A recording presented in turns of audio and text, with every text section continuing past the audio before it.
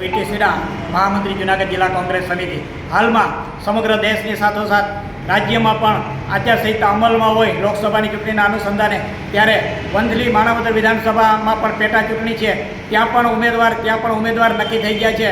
લોકસભામાં ભાજપના ઉમેદવાર મનસુખ માંડવિયા છે અને કોંગ્રેસની અંદર લલિતભાઈ વસોયા છે અને ભાજપની અંદર અરવિંદ લાડાણી છે એ પણ ત્યાં નક્કી થઈ ગયા છે।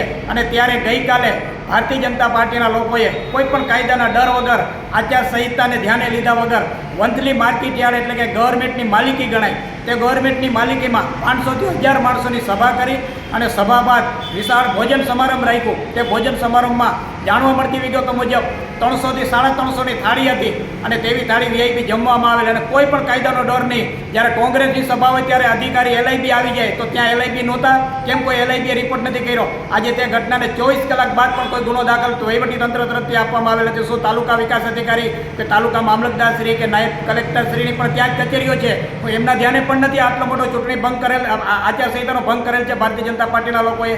કેમ કોઈ આજ દિન સુધી કોઈ આગળ આવ્યું નથી ફરિયાદ કરવા માટે?